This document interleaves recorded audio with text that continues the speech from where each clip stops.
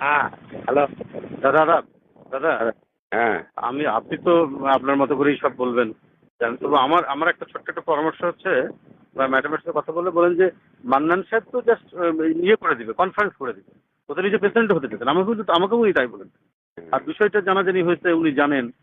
তো এখন এটাও তো একটা খুব ভালো থাকে না, এটা একটা দিক। আর একটা দিক হচ্ছে যে আননোন লোক, ওটা তো কোন পরিচিত না। আর তারপরে একসময় জাতি বাড়িও করেছে নাকি ওই রেফাতুল্লাহ, আমি যেটা খবর পেলাম আর কি। আরে মান্নান ভুঁইয়ার লগে সংস্কারের ছবি বাই করেন টেলিভিশনে। ও তাই নাকি? কি আরে স্যার, ওটা তো জানতাম না আমি, যে খাবারে 11 জন। আর আমি চিনি না, আমি এখন তার তথ্য পাচ্ছি আর কি। আমি বহুবার খাবার গেছি গোপনে। জি। এই পোলাপাইনগুলির নানা জায়গায় বৈশা বৈশা মিটিং করছি। আচ্ছা। হ্যাঁ, হ্যাঁ। এইখানে তো আমান তো ঢাকা দুইয়ে খুলেতে পারবো না আগামীবার। সে এখন খাবার খাবার দখল করার ধান্দা আছে। ও আচ্ছা আচ্ছা। আর কিছুই না। ও এইটা হচ্ছে টার্গেট, এবার বুঝছি। হ্যাঁ, ঢাকা 3-এ নমিনেশন দিলেও আমাদের পাস করা সম্ভব।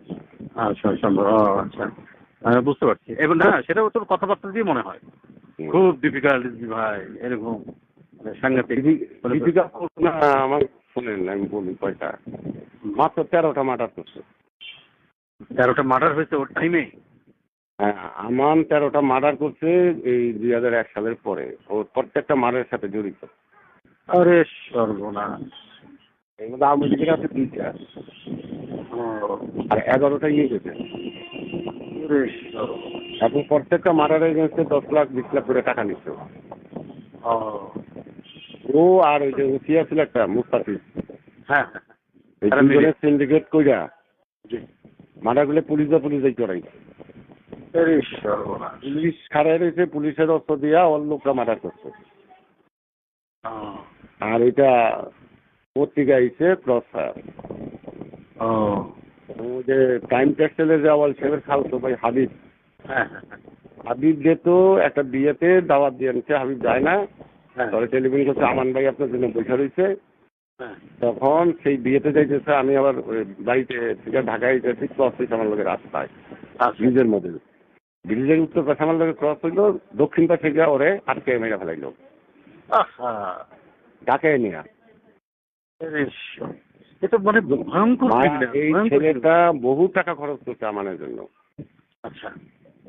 এরে মারছে, আনোয়ার করে একটা ছেলেরে মারছে 25 লাখ টাকার বিনিময়ে। আচ্ছা। বাদশাকুড়া জিঞ্জিরের একটা লোককে মারছে, একই ঘটনা। মঞ্জু মেম্বার করে একটা আওয়ামী লীগের পপুলার অনেস্ট লোক, তারে মারছে। ভোট কি আমার এমনি গেছে নাকি বুঝলেন না আপনি? ভোট 13টা মার্ডার, একটা না। আরে সর্বনাশ। আমি কেরানীগঞ্জের মানুষ এখন না বলতে সর্বনাশ কি করছে সর্বনাশ। এই জন্য সে এখন থেকে চলে যেতে চায়। হ্যাঁ, এইখানে কেরানীগঞ্জে 2টা সিএনজি পাম্প করছে আমার। হ্যাঁ, একটা মার্কেট করছে 2.5 বিঘার জমির উপর 246টা দোকান। আচ্ছা আচ্ছা। একটা দোকান অন্ধেও 50 লাখ টাকা দাম।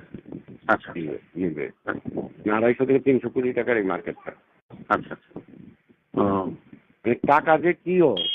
আরে বাপ রে বাপ। ওই যে সিদ্ধেশ্বরী, আরে সরি সেগুন বাগিচা এন্টি কারাপশনের উল্টা দিকে যে 14 তলা বিল্ডিংটা, হ্যাঁ হ্যাঁ, পার ফ্লোরে 6টা করে ফ্ল্যাট, এই বিল্ডিংটা ওর। গুলশানের 4টা বাড়ি উঠেছে পেপারে, একবারে মিথ্যা উঠেনি আর কি। একটাও না। বসুন্ধরা থেকে 2টা বাড়ি লইছে ওই ইয়েতে গুলশানে। আরে বাপ রে বাপ। আর নিজে লইছে 2টা। মানে এই ক্ষমতা আর বিএনপিকে এরা হচ্ছে নিজের সম্পত্তি করেছে না, ম্যাডাম নিজের সম্পদ হিসাব করুক আর আমাদের সম্পদ হিসাব করুক। ডিএসএস এর 2টা বাড়ি, গুলশানের 4টা, বনে এই যে বনানীতে একটা, হাও বনের পাশে,